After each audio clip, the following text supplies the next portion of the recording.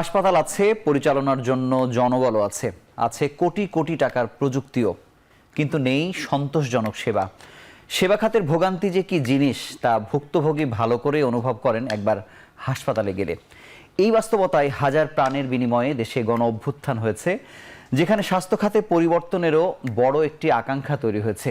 4-5 মাস পেরিয়ে যাবার পর পরিবর্তন হলো কতটা, এই বিষয়ে আমরা সামগ্রিকভাবে আজকে আলোচনা করব। আজকের এখন প্রকাশের বিষয় আমরা দিয়েছি স্বাস্থ্যের ময়নাতদন্ত। এ বিষয়ে কথা বলতে আমাদের স্টুডিওতে দুজন অতিথি এবং অনলাইনে যুক্ত হবেন আরও দুজন অতিথি। আমাদের সঙ্গে আছেন অধ্যাপক ডাক্তার সৈয়দ আকরাম হোসেন, সদস্য স্বাস্থ্য খাত সংস্কার কমিশন ও প্রধান স্কয়ার ক্যান্সার সেন্টার। সঙ্গে আরও যুক্ত হয়েছেন ডাক্তার আবু মোহাম্মদ জাকির হোসেন, সদস্য স্বাস্থ্য খাত সংস্কার কমিশন ও চেয়ারম্যান কমিউনিটি ক্লিনিক স্বাস্থ্য সহায়তা ট্রাস্ট।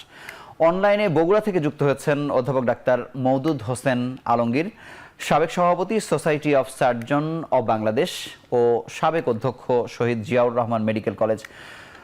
এবং ঢাকা থেকে অনলাইনে যুক্ত হয়েছেন অধ্যাপক ডাক্তার এন.এ. কামরুল আহসান, সাবেক সভাপতি এনডিএফ। আপনাদের চারজনকে আমাদের সঙ্গে যুক্ত হওয়ার জন্য স্বাগত জানাচ্ছি। ধন্যবাদ। আমি প্রথমেই অধ্যাপক জাকির হোসেন আপনার কাছে একটু জানতে চাই যে স্বাস্থ্য খাত কমিশন নিয়ে যে আসলে আমাদের মধ্যে একটি প্রত্যাশা তৈরি হয়েছে। 53 বছরের বাংলাদেশে আসলে আমরা খুব সন্তোষজনক কথা বলতে পারি না। চিকিৎসকরা হয়তো বলেন, অন্যান্যরা হয়তো বলেন, কিন্তু রোগীদের সঙ্গে গণমাধ্যম কর্মী হিসেবে আমরা যখন কথা বলি শুধু ভোগান্তির কথা আমরা আসলে শুনি। কমিশন আসলে কোন বিষয়টি খেয়াল রাখবে? অনেকগুলো বিষয় সামনে আছে, তাদের ভোগান্তির বিষয়টি আসলে আপনাদের নজরে কতটা আছে?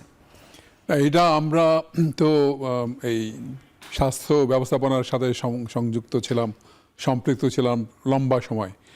ইনফ্যাক্ট আমার জীবনের 48 বছরই আমি এই জনস্বাস্থ্য বিষয়ক যে অবকাঠামো আছে ওর মধ্যেই কাজ করেছি, ওর জন্যই কাজ করেছি, এখনও কাজ করছি।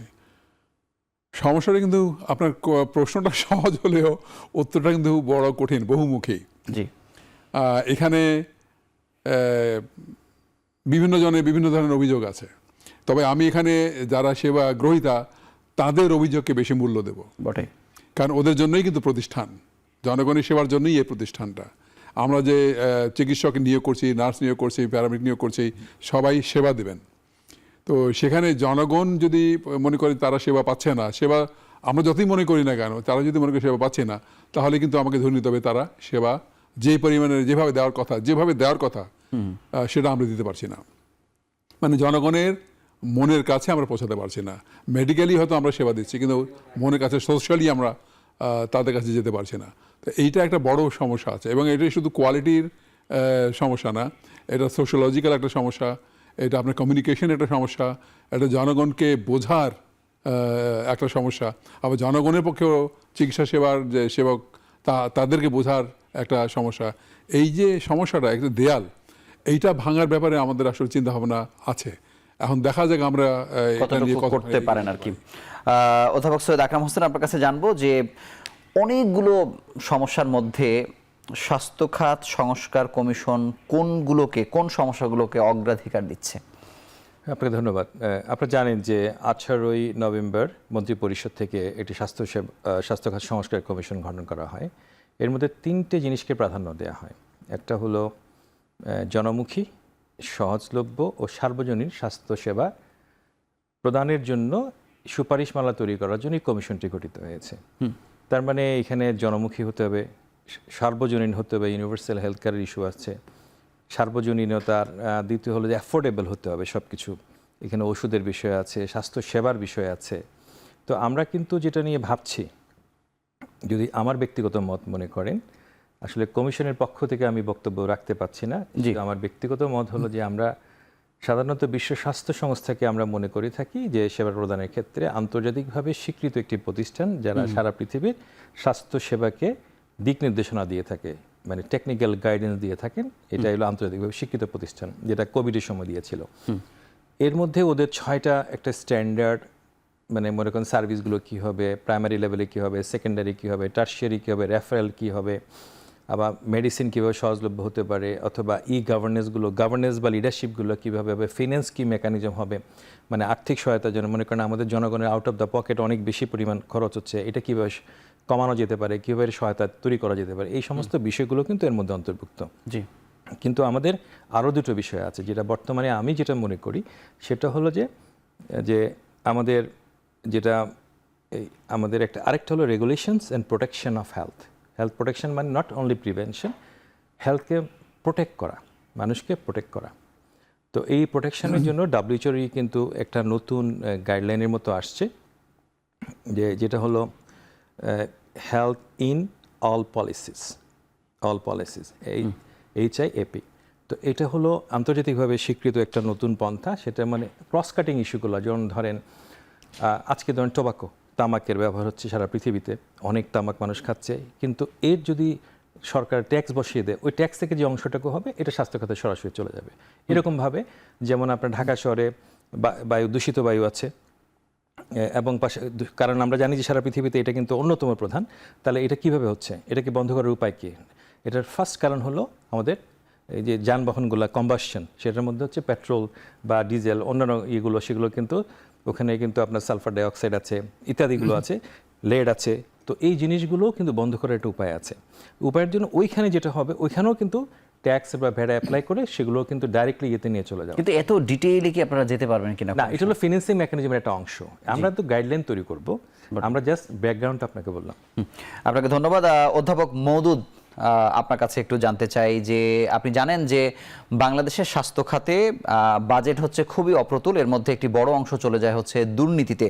আমরা রাজনৈতিক সরকারের কথা সবসময়ই বলছি, তারা হয়তো অল্প কিছুদিনের মধ্যে হয়তো এসেও পড়বেন, কিন্তু দুর্নীতি যেন করতে না পারে কোনো ক্ষমতাসীন দল, সেটি বন্ধের জন্য সংস্কার হওয়া উচিত কিনা, বা এটি কিভাবে হওয়া উচিত বলে আপনি মনে করেন?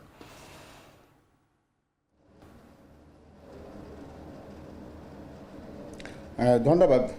আমি এতক্ষণ দুজন বিশেষজ্ঞের কথা শুনলাম, তাদের সাথে এই বিষয়ে কতগুলো জিনিস বোধহয় যুক্ত করা খুব জরুরি। জি, প্রথম কথা হচ্ছে যে আমরা সংস্কারটাকে কোন দৃষ্টিতে দেখছি। আমরা কি সবটাই কি প্রথাগত চিকিৎসা বলতে কি আমরা অ্যালোপ্যাথি চিকিৎসাটাকেই বলি যে বাংলাদেশের জনগণ শুধুমাত্র এই চিকিৎসার পদ্ধতির মধ্যেই আছে?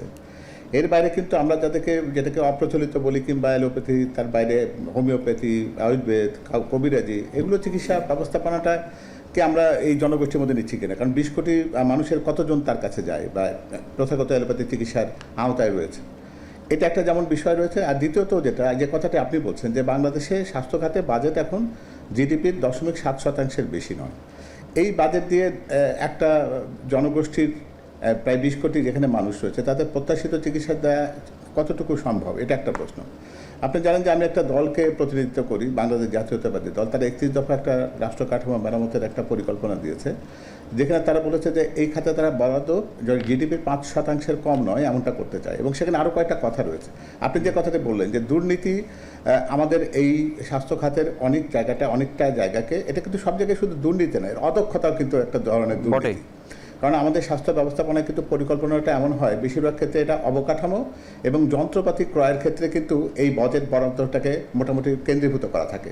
এখানে প্রশিক্ষণ বা আমাদের স্বাস্থ্য সেবার মান উন্নয়নের আন্তর্জাতিক বা আঞ্চলিক যে দক্ষতা, সেই অর্জনের ক্ষেত্রে আমরা পৌঁছতে পারি কিনা, আমাদের দেশের মানুষকে বিদেশমুখিতার থেকে বিরত করতে পারি কিনা, অথবা ঠিক সত্যি কথা বলতে গেলে যে মানুষের কাছে চিকিৎসা সেবাটাকে সহজলভ্য করা বা তাদের প্রত্যাশিত চিকিৎসা সেবাকে তাদের কাছে পৌঁছে দেওয়ার জন্য যে ধরনের কর্মসূচি বা যে ধরনের দায়িত্ব পালন করা দরকার, সেই দায়িত্ব পালনের অঙ্গীকারটাকে আমরা আমাদের সংস্কার বা আমাদের স্বাস্থ্য পলিসি বা স্বাস্থ্য যে সমস্ত নীতি তৈরি করছি তার মধ্যে এটাকে অঙ্গীভূত করেছি কিনা, এই বিষয়গুলোকে যদি আমরা ঠিকভাবে অ্যাড্রেস করতে না পারি, তাহলে আমরা যতই কাগজে সংস্কারের কথা লিখি না কেন, এটা মানুষের কাছে কখনো কাঙ্ক্ষিত একটা জিনিস হিসেবে পৌঁছবে না। ফলে তাদের কাছে যদি সেবা পৌঁছাতে চাই এবং দুর্নীতিমুক্ত একটা সেবা যদি পৌঁছাতে হয়, তাহলে কিন্তু শুধুমাত্র অবকাঠামো উন্নয়ন বা যন্ত্রপাতি ক্রয়ের চাইতে আমার জন্য লাভসই প্রযুক্তি কোনটা এবং জনমানুষের আকাঙ্ক্ষাকে পূরণ করে যে ব্যবস্থাটা, সেই ব্যবস্থার মধ্যে দিয়ে আমরা প্রথাগত অ্যালোপ্যাথিক চিকিৎসাটাকেই, যেটাকে প্রথম চিকিৎসা বলে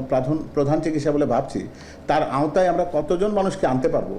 এবং সেই ক্ষেত্রে গ্রামীণ পর্যায়ে যেখানে যে মানুষগুলোর কাছে সত্যিকার অর্থে আধুনিক চিকিৎসা সেবা এখনও স্বপ্নের মতো, তাদের কাছে যদি পৌঁছাতে আমরা না পারি, তাহলে এটাকেও কিন্তু আমি এক ধরনের অদক্ষতা মনে করি এবং অদক্ষতাটাই কিন্তু এক ধরনের দুর্নীতি। তো ফলে সামগ্রিকভাবে গ্রামীণ মানুষের জন্য, যে মানুষগুলোর জন্য পুরো বাংলাদেশের চিকিৎসা ব্যবস্থার মূল অংশটি যাদেরকে লক্ষ্য করে হওয়া উচিত, তাদেরকে সুবিচারের মধ্যে আনতে গেলে এই বিষয়গুলোকে মাথায় রেখে কিন্তু আমাদের কাজ করতে হবে। এই সেখানে গাইডলাইন বিশ্ব স্বাস্থ্য সংস্থা থাকতেই পারে, কিন্তু আমাদের দেশীয় নিড, আমাদের জাতি বাংলাদেশের জন্য যেটা লাগসই সেটাকেই কিন্তু আমাদেরকে চিন্তার মধ্যে আনতে হবে। এখানে বিদেশি কোনো মডেল। স্যার আপনাকে ধন্যবাদ। আমি আপনার কাছে আসবো। আমি অধ্যাপক কামরুল আহসান আপনার কাছে জানতে চাই যে এনডিএফ অনেক বড় একটি কেন্দ্রীয় সম্মেলন করেছে কিছুদিন আগে আমরা দেখেছি, এবং অনেকগুলো তারা দফাও আসলে প্রকাশ করেছে। সেখানে মেডিকেল ইথিক্সের কথা বলা হচ্ছে, কর্মস্থলের নিরাপত্তা বা পোস্ট গ্রাজুয়েশন ট্রেনিদের 50,000 টাকায় উন্নীত করা ভাতা, এই সব কিছু মিলে এনডিএফ আসলে কিভাবে চাইছে বা সংস্কারগুলো কেমন হওয়া উচিত? আপনারা কি অন্য কোনো কিছু ভাবছেন কিনা যদি বলেন।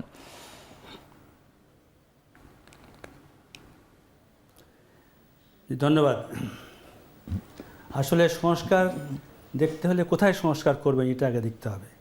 আজ থেকে 15 বছর আগে বাংলাদেশের স্বাস্থ্য খাত যে চিত্র ছিল এখন বদলে গেছে। এখন প্রায় 60% মতো অ্যারাউন্ড, এটা কোনো স্ট্যাটিস্টিক্স মানে বিশ্বাসযোগ্য স্ট্যাটিস্টিক্স নাই কোথাও, তবু আনুমানিক 60% এখন বেসরকারি খাতে চলে গেছে, এবং এটা আস্তে আস্তে আরও যাবে। আমরা যখন স্বাস্থ্য খাত থেকে রিটায়ার করি তখন এতটা ছিল না। তার মানে কি? তার মানে বেশিরভাগ লোকই এখন বেসরকারি খাতেই চিকিৎসা সেবা নিচ্ছে। আবার বাকি যে অংশটুকু সেটা হলো সরকারি খাত। তো এখন সংস্কার করতে হলে আমাদেরকে এই বিশাল একটা খাত, এটাকে এই ঢাকায় বসে থেকে করা যাবে না। এটাকে পরিচালনা করতে, এবং সংস্কারটা তো হঠাৎ করে রাতারাতি হবে না, এটা গ্র্যাজুয়াল প্রসেস, থ্রু ইভ্যালুয়েশন যেতে হবে। এবং এই জন্যই এটাকে আরও নিয়ন্ত্রণটাকে আরও বিভক্ত করা দরকার, আরও ডিস্ট্রিবিউশন করা দরকার, ছড়িয়ে দেওয়া দরকার। ধন্যবাদ অধ্যাপক। বিশেষ করে স্বাস্থ্য অধিদপ্তরগুলোকে। জি জি বলুন বলুন। জি, স্বাস্থ্য অধিদপ্তরগুলোকে, বিশেষ করে স্বাস্থ্য অধিদপ্তরকে 4টা ভাগ করা দরকার। স্বাস্থ্য সেবা, স্বাস্থ্য শিক্ষা, স্বাস্থ্য পরিবার পরিকল্পনা, স্বাস্থ্য শিক্ষা এভাবে ভাগ করা দরকার। স্বাস্থ্য অবকাঠামোকে আরও বিস্তৃত করা দরকার, এবং সাধারণ এবং গরিব মানুষেরা যাতে করে সহজেই স্বাস্থ্য সেবা নিতে পারে, সহজেই ডাক্তারের কাছে যেতে পারে, এর জন্য একটা ব্যাপক সংস্কারের প্রয়োজন। এবং এই সংস্কারের কথা চিন্তা করলে প্রথমেই আসতে হবে কেমন করে ডাক্তারদেরকে রোগীদের কাছাকাছি রাখা যাবে। এর জন্য স্বাস্থ্য খাতে ব্যয় বরাদ্দ বাড়াতে হবে 1 নম্বর। এটা খুবই ইম্পর্ট্যান্ট, এবং এটা না করলে কিছুই করা যাবে না। স্যার আমি আপনার কাছে আবারও আলোচনায় আসবো।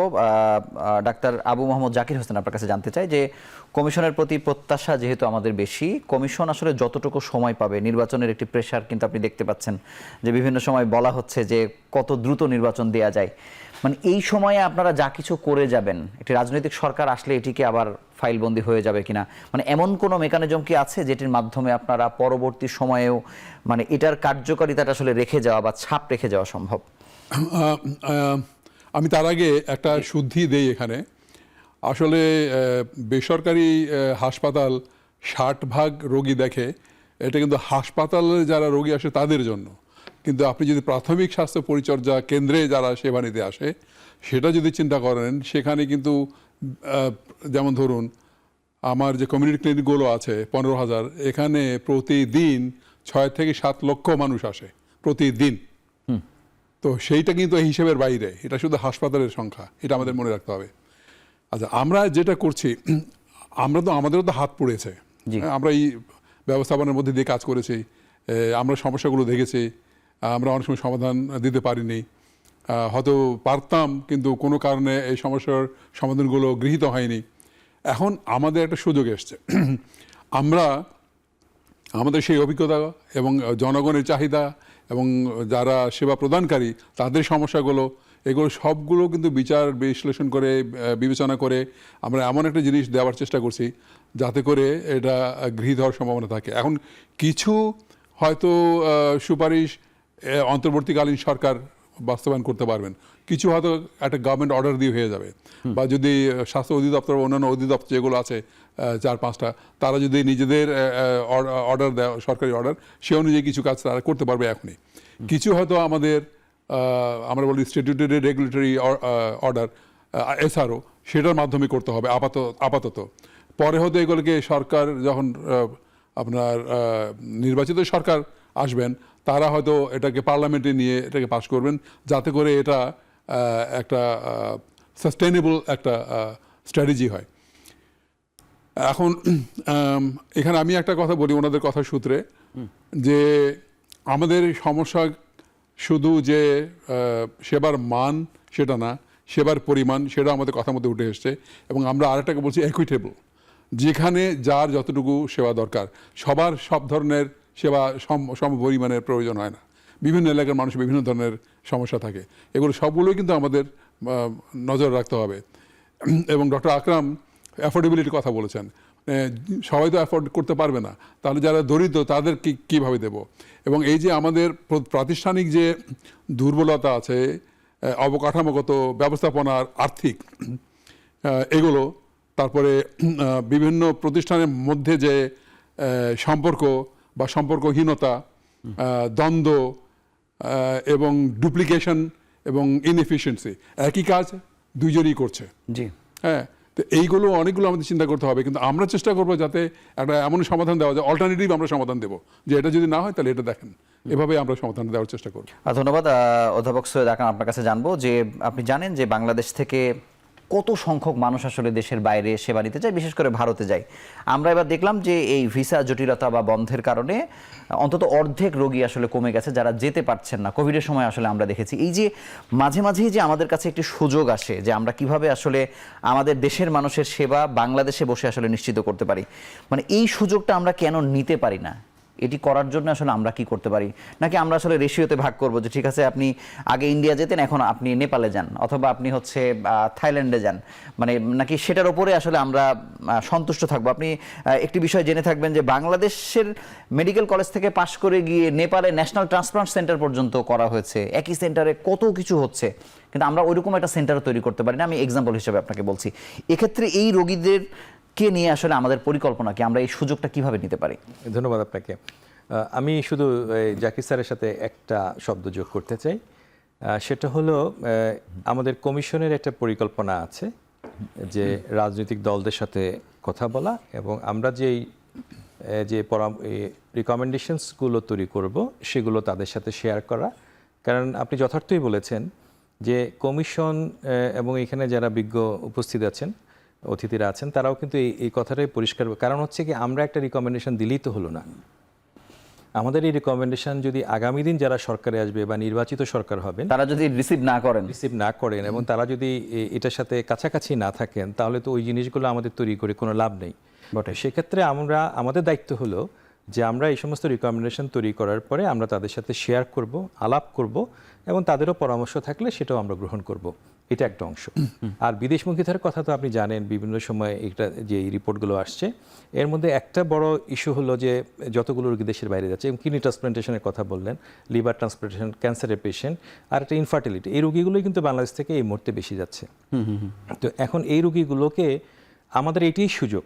কিন্তু এখানে একটি কারণ দেখানো হয়েছে, যদিও তথ্যে ভুল থাকতে পারে, যে কার্ডিয়াক সার্জারির জন্য মানুষ বেশি যাচ্ছে, কিন্তু 95% সেন্টার কার্ডিয়াক সার্জারির ক্ষেত্রে, যদিও এটা কামরুল হাসান স্যারকে প্রশ্ন করলে ভালো হতো, যে ঢাকা কেন্দ্রিক। এই যে আমাদের কেন্দ্রিকতা, মানে এটার ঊর্ধ্বে না উঠতে পারলে কি আমরা আদৌ এই সমস্যা সমাধান করতে পারবো কিনা? না, রিপোর্টে আরেকটা কথা এসছে যে ক্যাটারাক্ট সার্জারি থেকে দ্বিতীয় সর্বোচ্চ রোগী দেশের বাইরে যাচ্ছে। হ্যাঁ, তো এই মানে আমি 1, 2, 3 না বললাম, কিন্তু এই যে যাচ্ছে, মানে এটা কি আসলে বিকেন্দ্রীকরণ করতে না পারার সমস্যাটাও কি এর মধ্যে পড়ে কিনা? এটা কিন্তু আসলে আপনাকে একটা জিনিস খেয়াল করতে হবে, উপাত্তগুলো যদি সঠিক না হয়, তথ্যগুলো যদি সঠিক না হয়, তাহলে ওটার বেসিসে আপনি কোনো কিছু করতে পারবেন না। এর পাশাপাশি বলে রাখি, বিগত 15 বছরে উপর থেকে নির্দেশ দেওয়া হতো যে মাতৃমৃত্যু এত দেখাতে হবে, শিশু মৃত্যু এত দেখাতে হবে, ওটার রেজাল্ট এত দেখাতে হবে, এইভাবে কিন্তু নির্দেশ দেওয়া হতো। নির্দেশের পরিপ্রেক্ষিতে ডেটাগুলো জেনারেট হতো না, কিন্তু আমি এগুলো বাদ দিয়েও যদি চিন্তা করি যে আমার রোগী দেশকে আমি হ্যাপি করতে বা সন্তুষ্ট করতে আমরা কি করতে পারি? এটা কেন বলছি কথাটা, কারণ আপনি আজকে ব্যাকগ্রাউন্ড বা সিচুয়েশন অ্যানালাইসিসের প্রেক্ষিতে রিকমেন্ডেশন দিবেন। আপনি দেখতে পাচ্ছেন যে আপনার ডেটা যেগুলো আছে সবকটা ম্যানিপুলেটেড। তো এই ডেটা দিয়ে তো আপনি ভবিষ্যতে কোনো পরিকল্পনা করতে পারবেন না। আপনি তথ্যই যদি ভুল থাকে, কিন্তু দেখেন যে রোগী যাওয়ার যে পরিসংখ্যান বলা হচ্ছে সেটা কিন্তু ম্যানিপুলেটেড না, এটা বরং আর থেকে আরো বেশি হতে পারে। এটার সংখ্যাও কিন্তু কম। এটার সংখ্যা কিন্তু আমরা যেটা হিসাব করেছি, আপনিও জানেন, আমরা এর আগে এই নিয়ে কথা বলেছি, সেখানেও কিন্তু দেখা গেছে 10 থেকে 15 লক্ষ রোগী বাংলাদেশ থেকে বাইরে যাচ্ছে। সেটা কিন্তু খুবই আন্ডার একটা যে স্কোরটা দেখানো হচ্ছে অনেক কম। তো সেখানে কিন্তু এই রোগীগুলোকে যদি আপনি বাংলাদেশে রাখতে চান, বাংলাদেশে সেবা দিতে চান, এটাই উপযুক্ত সময়। বাংলাদেশ সরকার যদি মনে করে এই মুহূর্তে যদি সরকারের প্রধানতম দায়িত্ব হলো আমাদের রোগীগুলোকে দেশে ধারণ করার জন্য ইনফ্রাস্ট্রাকচার বানানো। আমি ক্যান্সারের কথাটা একটু বলি, এখানে মনে করেন শুধুমাত্র প্রাইভেট সেক্টর ক্যান্সারের মেশিনগুলো চলছে, সরকারি ক্ষেত্রে চলছে না। এটা একটা অদ্ভুত অবস্থা। এবং স্যার যেখানে কাজ করেন TMSS যে বগুড়াতে, সেখানেও কিন্তু একটা মানে চমৎকার একটা ক্যান্সার সেন্টার হয়েছে। ঢাকা শহরে কিছু ক্যান্সার সেন্টার আছে, ওটা চমৎকার কাজ করছে। কিন্তু সারা দেশে যেটা হওয়া দরকার সেটা কিন্তু নাই। হ্যাঁ, কারণ হচ্ছে সরকারি খাতে মেশিনগুলো কোথাও কাজ করছে না। স্যার, আমরা বিরতির সময় আমরা পার হয়ে গেছি আর কি। আমরা ছোট্ট একটু বিরতি নিয়ে আবার ফিরছি। দর্শক, আপনারা দেখছেন এখন প্রকাশ।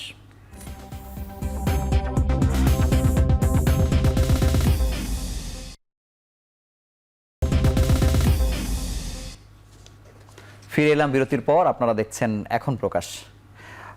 অধ্যাপক আলমগীর মওদুদ, আপনার কাছে জানতে চাই যে আমরা যুক্তরাষ্ট্রেও আসলে দেখেছি যে একটি রাজনৈতিক সরকার বা নির্বাচিত সরকারের জনপ্রিয়তার ক্ষেত্রে একটি স্বাস্থ্যের মডেল কিন্তু খুব গুরুত্বপূর্ণ ভূমিকা পালন করে।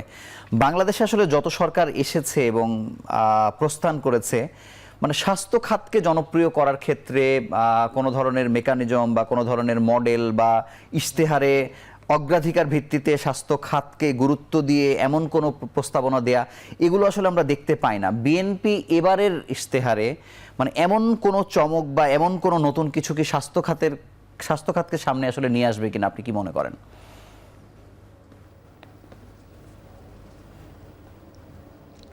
হ্যাঁ, ধন্যবাদ। আমি এই প্রশ্নটা উত্তর দেব। এর সাথে গত একটা প্রশ্ন ছিল যে বিদেশে যাওয়ার ব্যাপারে আমাদের একটা চমৎকার সুযোগ সৃষ্টি হয়েছে যে ভিসা রেস্ট্রিকশনের কারণে পাশের দেশে লোকে যেতে পারছে না। আমি ওই অংশটুকুর উত্তর একটু সঙ্গে দিতে চাই। জি, অবশ্যই।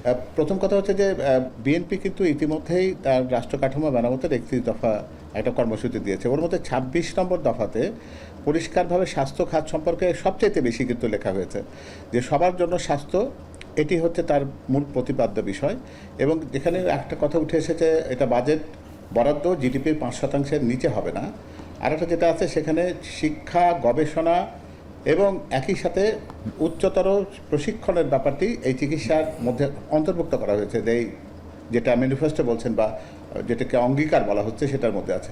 এর সাথে রয়েছে যে গ্রামীণ জনগোষ্ঠীর জন্য অসংখ্য সংখ্যক পল্লী স্বাস্থ্যকর্মী তৈরি করা, যাদেরকে দিয়ে তাদেরকে যেটাকে মানুষের দোরগোড়ায় স্বাস্থ্যসেবাকে নেওয়ার যে পরিকল্পনা রয়েছে, অর্থাৎ একজন মানুষের পক্ষে হয়তো একটা স্বাস্থ্যকেন্দ্রে যাওয়ার চাইতে একটা স্বাস্থ্যকর্মী যদি নিয়মিতভাবে একজন মানুষের কাছে তার হেলথ কার্ড নিয়ে যদি খোঁজখবর নেয় যে তার স্বাস্থ্য অবস্থাটা কী রয়েছে, তার বাড়িতে সবার টিকা দেওয়া হয়েছে কিনা, প্রত্যেকটা মানুষ যে ধরনের খাবার খাচ্ছে বা পানি যেখান থেকে নিচ্ছে সেটার বিশুদ্ধতা রয়েছে কিনা, অর্থাৎ প্রতিরোধমূলক যে সমস্ত স্বাস্থ্য ব্যবস্থাপনা রয়েছে, বিশেষ করে অসংক্রামক রোগগুলোকে এখন অ্যাড্রেস করে সেটাকে গুরুত্ব দেওয়া। কারণ সংক্রামক রোগের ক্ষেত্রে বাংলাদেশের অগ্রগতি কিন্তু যথেষ্ট চমৎকার। এবং অসংক্রামক রোগ যেমন কিডনি ডিজিজ, লিভার ডিজিজ, হার্টের অসুখ, এই সমস্ত অসুখ বিসুখের ক্ষেত্রে কিন্তু পরিবেশ, খাদ্য, পানি, এগুলো সবগুলো কিন্তু জড়িত। ফলে সামগ্রিকভাবে স্বাস্থ্যটাকে না দেখে স্বাস্থ্যের সাথে খাদ্য নিরাপত্তাটাকেও কিন্তু একটা একীভূত করে কিন্তু এই পরিকল্পনা বিএনপি প্রণয়ন করেছে।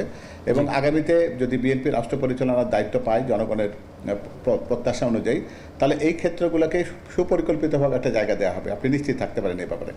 আর বিগত প্রশ্নটা যেটা আগে ছিল যে আমাদের বিদেশ মুখিতাকে আমরা কমাবার ক্ষেত্রে এটি একটা সুযোগ। একটা কথা বলা দরকার, সেটা হচ্ছে যে আমরা সরকারি পর্যায়ে যন্ত্রপাতি বা উপকরণ কেনার ক্ষেত্রে যতটা আগ্রহী, প্রশিক্ষণ কিন্তু এর সাথে অন্তর্ভুক্ত থাকে না।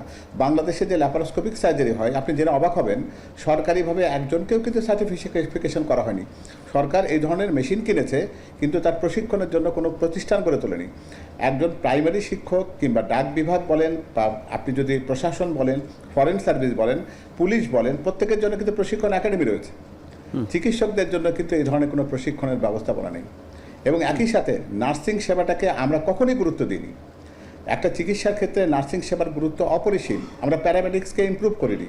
তো তো ফলে আমরা যদি বিদেশমুখিতা কমাতে চাই তাহলে এই জায়গাগুলোকে নজর দেওয়াটা খুবই গুরুত্বপূর্ণ। এবং একটা কথা এর পাশাপাশি মানতে হবে, আপনি দেখবেন যে আপনার পিজি হাসপাতালের পাশে একটা সুপার স্পেশালিটি হাসপাতাল হয়েছে, সেখানে সব কিছু আছে যন্ত্রপাতি, কিন্তু জনবল নেই, ফলে ওটি কাজ করছে না। ফলে আপনি যদি সুপার স্পেশালিটি সার্ভিসকে যদি সত্যিকার অর্থে পরিকল্পনার মধ্যে না আনেন তাহলে প্রতিষ্ঠান করে তো লাভ নেই, আপনি তো সেখান থেকে সেবা নিতে পারবেন না। তো ফলে এই জায়গাগুলোকে যদি আমরা গুরুত্ব দিতে না পারি তাহলে বিদেশমুখিতা কমানো কঠিন। তবে একটা কথা মনে রাখতে হবে যে বিদেশমুখিতাটা কতটুকু বাস্তবসম্মত, সবাই কি প্রয়োজনে যাচ্ছে বটেই। নাকি এর সাথে এটাকে আমরা মেডিকেল ট্যুরিজমের পর্যায়ে নিয়ে গেছি, এটা একটি দেখার বিষয় রয়েছে। কারণ এটা যদি তারা সত্যিকার অর্থে কোনো একটা জটিল রোগের জন্য যদি যান তাহলে সেটা গুরুত্বপূর্ণ বা সেটাকে আমরা মেনে নেব, কিন্তু সর্দি কাশির জন্য যাওয়া মানে কিংবা সেখানে একটা hernia আস্থাহীনতার operation একটি করার ব্যাপার জন্য- আসলে আছে, যে চিকিৎসক রোগীর যে সম্পর্কের যে ব্যাপারটি সেটিও কিন্তু আসলে গুরুত্বপূর্ণ।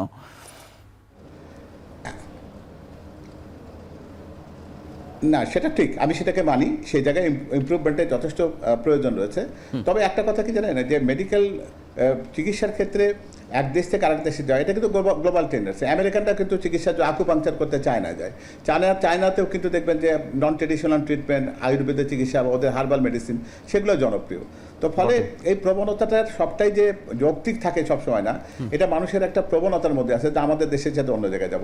তো সুতরাং সামগ্রিকভাবে বিষয়টিকে দেখা দরকার, ঢালাওভাবে এটা বলা ঠিক হবে না যে আমাদের দেশের লোকজন এখানে চিকিৎসা পায় না বলেই বিদেশে যায়। হ্যাঁ স্যার, আপনাকে অসংখ্য ধন্যবাদ। অধ্যাপক কামরুল হাসান, আপনার কাছে জানবো যে জামাতের রাজনীতির ক্ষেত্রে আমরা অন্যান্য আলোচনা যেভাবে আসলে দেখি, স্বাস্থ্য খাতের আলোচনার মানে সেই রকম গুরুত্ব আমরা তুলনামূলকভাবে কম পাই। এবার অবশ্য এই অন্তর্বর্তী সরকার আসার পরে আমরা এনডিএফ এর প্রচুর প্রোগ্রাম দেখছি, অনেক ধরনের সরগরম দেখতে পাচ্ছি বা অনেক ধরনের আলোচনা আসলে উঠে আসছে।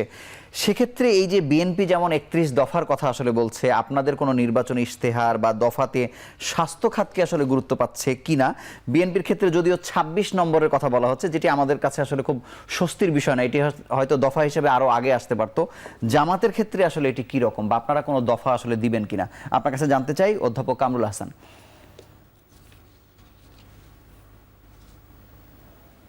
আমাকে তো সমস্যায় ফেললেন, আমি তো আসলে জামাতের পক্ষ থেকে আমার এখানে বলার কথা না, এটা জামাতের না ঠিক আছে, আপনি যেহেতু আছে, এনডিএফ এর সেটা প্রাক্তন আমাদের সভাপতি, জিজ্ঞেস করতে সেক্ষেত্রে হবে। আমরা হয়তো আপনার কাছে জানছি আর কি। জি বলুন। বিশেষজ্ঞ হিসাবে আমি যেটা বলতে চাই সেটা হলো যে এই স্বাস্থ্য ব্যবস্থার শুধু সংস্কারের সুপারিশ বা বক্তব্য না, আমরা দোরগোড়া থেকে জনশক্তিকে তৈরি করতেছি। মূল যে সমস্যা স্বাস্থ্য ব্যবস্থা, আমাদের মূল সমস্যা হলো বিহেভিয়ারাল সমস্যা, যে ব্যবহারগত সমস্যা। আমরা রোগীদেরকে ভিন্ন দৃষ্টিকোণ থেকে দেখি, এই দৃষ্টিকোণটাকে সমন্বিত করতে হবে। এই বিহেভিয়ারাল যে সমস্যা, এটা আমরা দোরগোড়া থেকেই সংস্কার করার চেষ্টা করছি। এবং আর সার্ভিস দেওয়া, নিষ্ঠা, এগুলো স্বাভাবিকভাবেই নৈতিক যে শিক্ষাগুলো, এগুলো আমরা আমাদের জনশক্তিকে এবং আমাদের সহকর্মী এবং বন্ধুদেরকেও অনুপ্রাণিত করছি এবং উৎসাহিত করছি। স্যার, আমি একটু আপনার কাছে জানতে চাই যে এই যে নৈতিকতার কথা বললেন, আমরা যদিও বাংলাদেশ জামাত ইসলামের পক্ষ থেকে এই নৈতিকতার কথাগুলো আলোচনায় আসলে অনেক বেশি আসে, যদিও স্খলনের ক্ষেত্রে কিন্তু শুধুমাত্র ডাক্তার নয়, বিভিন্ন পেশার মানুষ কিন্তু একইভাবে স্খলনের শিকার হচ্ছে, এবং এটি শুধুমাত্র ডাক্তারকে আমরা ঢালাভাবে দোষ দিতে আসলে পারি না। তবে নৈতিক স্খলনের জায়গাটা উতরে নেবার জন্য আসলে কি কি করণীয়, বা রাষ্ট্র কি করতে পারে, বা কমিশন তো আসলে স্বল্প সময়ের জন্য তেমন কিছু করতে পারে না, কিন্তু আমরা যদি ডাক্তারদেরকে আসলে সেই নৈতিকতার জায়গায় যদি নিতে চাই, তাহলে কি করা প্রয়োজন বলে আপনি মনে করেন? না, ডাক্তারি পেশায় যারা আসে তারা মোটামুটি প্রাথমিকভাবেই নৈতিকতা নিয়েই আসে, যে ধর্মেরই হোক তাদের নৈতিক একটা মূল্যবোধ থাকে, এরা সেবার মানসিকতা নিয়েই আসে, কিন্তু পরিবেশের মধ্যে পড়ে এরা হারায় যায়। তো এই জন্য দরকার হলো। স্যার, আমি আপনার কাছে একটু পরে আসবো। আমি ডাক্তার আবু মোহাম্মদ জাকির হোসেন আপনার কাছে একটু জানতে চাই যে এই যে আমরা কিছুদিন আগে থেকে দেখলাম যে 50,000 টাকার ভাতা পোস্ট গ্র্যাজুয়েশন ট্রেইনি যারা আছে, এটি আসলে ওই 15-20 করতে করতে 30 পর্যন্ত এসে ঠেকেছে, তারা এটি প্রত্যাখ্যান করেছে, আবারও রাস্তায় আসলে নামতে চায়। এটি ছাড়াও আন্তঃক্যাডার বৈষম্য আপনি জানেন আছে ব্যাপকভাবে। তারপরে চিকিৎসকদের নিরাপত্তার, কর্মস্থলের নিরাপত্তার বিষয় আছে। চিকিৎসককে যদি আমি ওই মর্যাদা না দিই, তার কর্মস্থল যদি নিরাপদ না করি, আসলেই কি তারা আসলে সেই স্যাটিসফ্যাকশন নিয়ে সেবাটি দিতে পারবে কিনা? এক্ষেত্রে কমিশনের কোনো চিন্তা আছে কিনা? Shubho, thank you for this question. আমি লিডারশিপের উপর একটা কোর্স করাই, তো ওখানে আমরা এক জিনিস শিখাই, ওটা হলো if you want to treat your clients as emperors, treat your service providers as kings. সেখানে আপনি যদি যারা সেবা দেবে সেখান থেকে তো শুরু, তো তাদেরকে যদি আপনি একটা মানসিক এবং মোরাল উচ্চতায় না নিয়ে যেতে পারেন, তাহলে কিন্তু তারা কিন্তু সেবা যতটুকু দেবে, তারা যতটুকু মনে করে ততটুকুই দেবে। তারা যদি মনে করে আমাকে যে সাহায্য সহযোগিতা দেওয়া হচ্ছে, আমার চারপাশে যে আবহ তৈরি করা হয়েছে, আমার যে সামাজিক পজিশন আছে, আমার যে রাষ্ট্রীয় পজিশন আছে, প্রশাসনিক পজিশন আছে, এটা তুলনামূলকভাবে অন্যদের সাথে কম, তাহলে আপনি তার কাছে খুব বেশি কিছু আশা করতে পারেন না। মানে সেটি তো আমরা জানি, কিন্তু আমি আপনার কাছে আরেকটি বিষয় জানতে চাই যে আমরা বহুদিন থেকে আসলে গণমাধ্যম কর্মী হিসেবে যেটি বুঝি যে চিকিৎসকদের সঙ্গে আমলাদের একটি আসলে দূরত্ব আছে, খুবই একটি বৈরী সম্পর্ক আছে। আপনি কি মনে করেন যে এই সংকটটা কমাতে পারলে কি সংকট উত্তরণ কি আসলে সম্ভব? এরকম কোন একটা সমস্যা আবার নতুন কমাতে করে পারলে তো হতো, কিন্তু কমানো যাবে। আবার এই যে বিসিএস এ বা স্বাস্থ্য ক্যাডার বাতিল করার যে কথা বলা হচ্ছে, এটার ব্যাপারে আসলে আপনাদের মতামত কি? এটা খুব গুরুত্বপূর্ণ একটা প্রশ্ন, এটা নিয়ে কিন্তু আমাদের ডাক্তারদের মধ্যে বেশ আলোচনা হচ্ছে। আমরা চেয়েছি যে বর্তমানে যে অবস্থা, আপনি দেখেন প্রশাসনিক ক্যাডারের মুহিত সাহেব বলেছিলেন 50 ভাগ তাদেরকে দেওয়া হবে, 50 ভাগ অন্য ক্যাডার থেকে আসবে। এখন তারা 75 ভাগ পেতেন, এইটা শোনার পর তারা এখন 100 ভাগ চাচ্ছেন। মানে অন্য কোনো ক্যাডারকে এক ক্যাডারেই সমস্ত কিছু করবে, বাকি 25 ক্যাডার প্রশাসনে যেতে পারবে না। তো ওনারা কি মনে করেন যে প্রশাসন চালানোর জন্য অন্যই বাংলাদেশে সর্বোৎকৃষ্ট কর্মকর্তা বা কর্মচারী, অন্যরা উপযুক্ত না? এই মানসিকতার জন্যই কিন্তু আসলে সমস্যা। এবং চিকিৎসা কিন্তু খুব একটা টেকনিক্যালি খুব কমপ্লেক্স এরিয়া। এখানে যারা ধরুন বাজেট করবেন, যারা সিদ্ধান্ত নেবেন, ট্রান্সফার পোস্টিং প্রমোশন করবেন, তো তারা যদি এই বিষয়ে না জানেন, তাহলে তো তারা ভুল সিদ্ধান্ত আপনারা নিতে কি পারেন। চাইছেন না আসলে? না, আমরা চাইছি আসলে যারা এই বিষয়টা ভালো বোঝে তারাই এই বিষয়টা এইটা চালাবে। ধন্যবাদ। আমি অধ্যাপক কামরুল আহসানকে আসলে বিদায় দিতে চাই। তার আগের যে প্রশ্নটি আপনার কাছে আবারও জানতে চাই যে নৈতিকভাবে এই যে চিকিৎসকরা আপনি বলছেন যে প্রথম দিকে ঠিক থাকে, পরবর্তী দিকে আসলে নানান প্রলোভনে পড়ে আসলে স্খলনের শিকার হয়, এটি বন্ধের জন্য শুধু কি আসলে নৈতিক নিজে নিজেই আসলে ঠিক হবে, নাকি রাষ্ট্রেরও কোনো মেকানিজম থাকতে হবে? এটি কিভাবে সমাধান হতে পারে বলে আপনি মনে করেন? না, মেকানিজম থাকতে হবে। ডাক্তার সাহেবেরা যেমন যখন আসে এই পেশাকে যখন বেছে নেয়, তখন তারা নৈতিক মূল্যবোধের উপর থেকেই বেছে নেয়। জি, তাছাড়া তো ব্যবসা করতে লাগতো। কিন্তু ঠিক তেমনি তারা পাশ করার পরে ডাক্তারের জ্ঞান নিয়েই তারা ডাক্তারি পেশায় প্রবেশ করে। কিন্তু এই জ্ঞান নিয়ে যদি বসে থাকে সে ডাক্তার, আর ওই নৈতিকতা যে ঢুকছিল ওই নৈতিকতা নিয়ে যদি বসে থাকে, তাহলে তো উন্নতি হবে না। এই জ্ঞানকে যেমন কন্টিনিউড মেডিকেল এডুকেশন চালু রাখতে হবে, রাষ্ট্রকে লক্ষ্য রাখতে হবে যে আমার সেবাদাতারা আপ টু ডেট জ্ঞানের অধিকারী হতে পারছে কি না, হ্যাঁ, নিয়ন্ত্রণ থাকতে হবে, একে রেগুলেট করতে হবে, একে কন্ট্রোল যেমন করতে হবে, তেমনি যে নৈতিকতা নিয়ে একজন চিকিৎসক হলেও সে নৈতিকতা থেকে বহাল রেখেছে কিনা, এখানেও নৈতিক কন্টিনিউড এডুকেশন তারা থাকতে হবে। এই জন্য সিএমই প্রোগ্রামগুলো এক্ষেত্রেও সাজাতে হবে, both technical knowledge and moral knowledge, moral update, এটা অব্যাহতভাবে রাখতে হবে। এবং এটা রাষ্ট্রের কাজ, কারণ রাষ্ট্রকে এটা এনশিওর করতে হবে যে তোমার সেবাদাতারা তুমি যেভাবে চাচ্ছ সেভাবে সেবা দিতে পারছে কিনা। How to control it, how to monitor it, how to regulate it, how to update it, it is responsibility, nobody looks after it. আপনাকে অসংখ্য ধন্যবাদ খুব চমৎকার পরামর্শ দেওয়ার জন্য। আপনাকে আমাদের অনুষ্ঠান থেকে আবার অভিনন্দন জানাচ্ছি। আমি অধ্যাপক সৈয়দ আকরাম হোসেন আপনার কাছে একটু জানতে চাই যে আন্তঃক্যাডার বৈষম্যর কথা। আপনি দেখবেন যে বাংলাদেশে কোনো একটি ডিসিপ্লিনের ভেতরে যদি কোনো একজন ভালো লিডার থাকেন, সেটি খুব তরতর করে আসলে এগিয়ে যায়। সেখানে আসলে পদ সৃষ্টি হচ্ছে ভালোভাবে, সেটি একেবারে প্রত্যন্ত অঞ্চল পর্যন্ত পদ সৃষ্টি হচ্ছে, কিন্তু সেখানে যদি একজন ভালো লিডার না থাকেন তাহলে হয়তো সেটি একটু চাপা পড়ে যায়। আপনি দেখবেন যে গাইনোকোলজিস্টরা হয়তো তাদের ডেজিগনেশন পরিবর্তন হচ্ছে না, কিন্তু অন্য আরেকটা ডিসিপ্লিনের হয়তো খুব তাড়াতাড়ি পরিবর্তন হচ্ছে।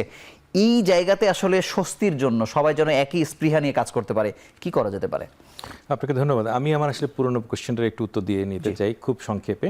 সেটা হলো যে আমাদের, আপনি জানেন কিডনি ট্রান্সপ্লান্টেশনের ইস্যুটা, আমাদের লিভার ট্রান্সপ্লান্টেশন ইস্যুটা, ইনফার্টিলিটি, এগুলো কিন্তু আমাদের স্থাপনা তৈরি না করলে এবং সার্ভিসটা যদি আমরা না বাড়াতে। স্যার, এই স্থাপনার কথা যে আপনি বারবার বলছেন, বাংলাদেশের সবথেকে দুর্নীতি কিন্তু স্থাপনাকে ঘিরে স্যার হয়েছে। আমি কথাটা শেষ করি। জি, যে আপনাকে তো ফ্যাসিলিটি থাকতে হবে, ফ্যাসিলিটি যদি না থাকে আপনি তো সার্ভিস দিতে পারবেন না। ফ্যাসিলিটি তৈরি করতে হবে, ম্যান পাওয়ার তৈরি করতে হবে, এডিকুয়েট ম্যান পাওয়ার থাকতে হবে, তখনই আপনি কাজ করতে পারবেন। ধরুন আমাদের রেডিওথেরাপি মেশিন দরকার 180টা থেকে 200টা, আছে মাত্র 20টা কার্যকর, 20 থেকে 25টা কার্যকর। কি করে আপনি আশা করবেন যে বাকি সমস্ত রোগী আপনি কিভাবে সেবা দিবেন? সেবার জন্য তো আপনাকে থাকতে হবে, দুর্নীতি যেমন দমন করতে হবে, অন্যান্য মেশিনপত্র যেমন চালাতে হবে, পাশাপাশি এটা তো করতে হবে, জনবল তৈরি করতে হবে। কিন্তু আপনাকে স্যার আমি একটা প্রশ্ন করি যে এই যে অচলাবস্থা বহু বছরের, এটি কি আসলে কোনো একটি চক্রান্তকে আসলে পেছনে কাজ করে, বাংলাদেশেরই কোনো বেসরকারি গোষ্ঠী বা বিদেশি কোনো গোষ্ঠী তাদের রোগী নিয়ে যাওয়ার জন্য? কারণ আপনি দেখেন যে একটি হাসপাতালে আপনি 21 ধরনের টেস্টের বেশি পরীক্ষা আপনি করাতে পারছেন না, হয়তো 15টা সে করছে, পরীক্ষার ফলাফলটা তিনি পরের দিনে গিয়ে দিচ্ছেন।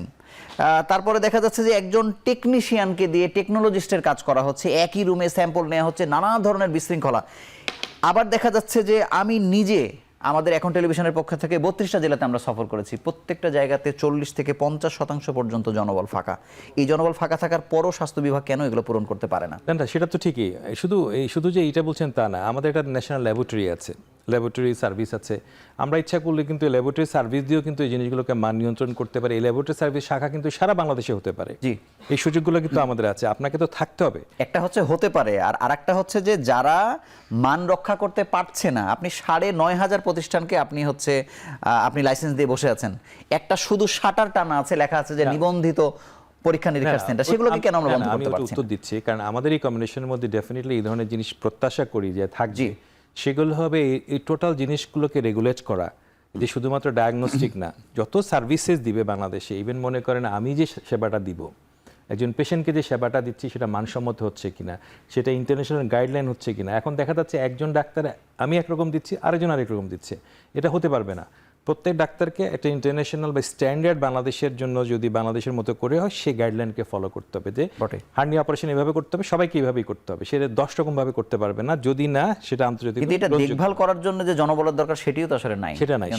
সেজন্য আমাদের যারা আছে তাদেরকে যেমন কাজে লাগাতে হবে, এই জন্য আমাদের সবাইকে প্রশিক্ষণ করতে হবে। আপনি যে কথাটা বলছেন একটু আগে, যে একটা সাবজেক্টের জন্য লিডার অনেক পাওয়ারফুল, উনি ওই সাবজেক্টে অনেকগুলো পদ ক্রিয়েট করে ফেলছে, অন্যান্য সাবজেক্টে হচ্ছে না। কিন্তু আমাদের দেখা দরকার যে আমার আসলে কতজন গাইনোকোলজিস্ট দরকার, অবশ্যই আমার কতজন লিভার স্পেশালিস্ট, আমার এই মুহূর্তে কি দরকার। রাষ্ট্র তার চাহিদা অনুযায়ী ঠিক করবে, এটা তো লিডার ঠিক করবে না। রাষ্ট্র তার চাহিদা অনুযায়ী ঠিক করবে, রাষ্ট্র পদ সৃষ্টি করবে, বা পদের ওই অতগুলো মানুষ ওই সাবজেক্টে পোস্ট গ্রেড করবে। যেমন আমাদের দেশে ধরুন ক্লিনিক্যাল অনকোলজি যারা আছে তাদের সংখ্যা মাত্র 200 রকম, অথচ আমাদের 600-700 লোক দরকার। কিন্তু আমি কোথায় পাবো? সারা দেশে যদি সার্ভিস না দিতে পারি, আপনি রুগী কি বাংলাদেশে থাকবে কি করে? চলে যাবে না, শুধুমাত্র ব্যবহারই একমাত্র কারণ। স্যার, আমাদের বিরতির সময় হচ্ছে, আবার আমরা আসছি। দর্শক, আপনারা দেখছেন এখন প্রকাশ।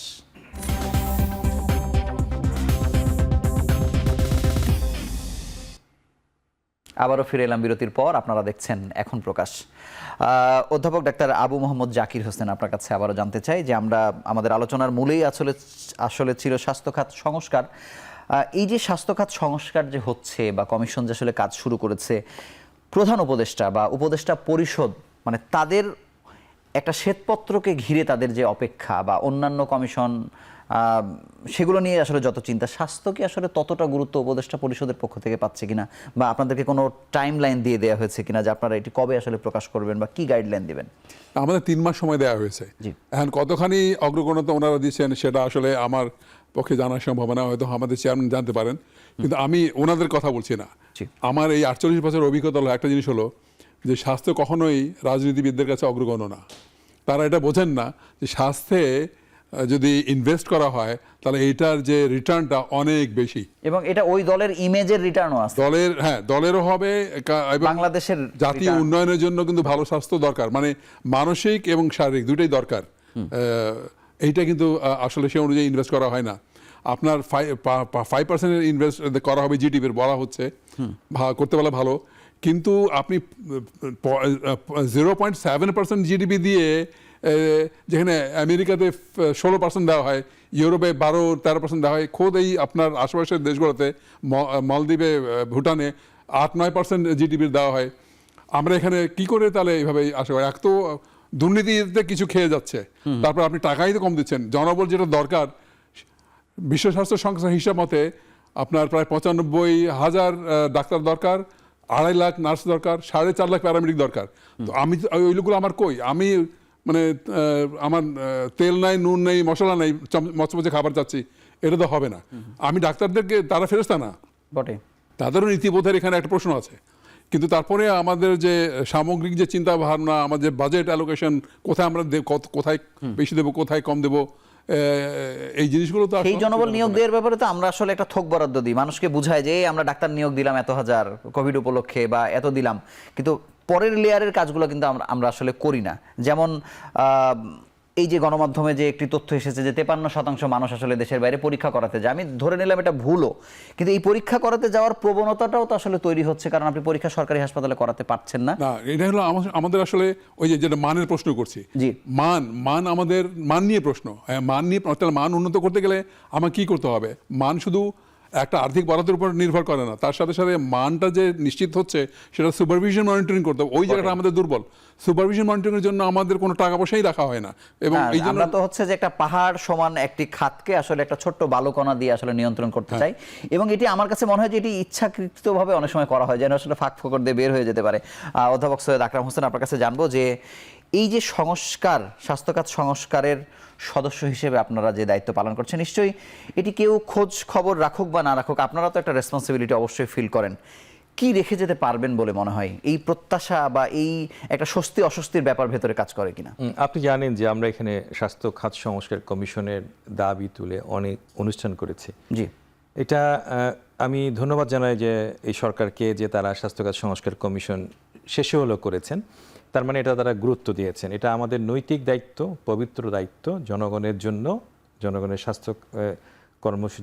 স্বাস্থ্য সেবা সুনিশ্চিত করার জন্য উপযুক্ত আমাদের কিছু রিকমেন্ডেশন, সুপারিশমালা দিয়ে যাওয়া উচিত, এবং নিঃসন্দেহে সেটা আমরা দিব।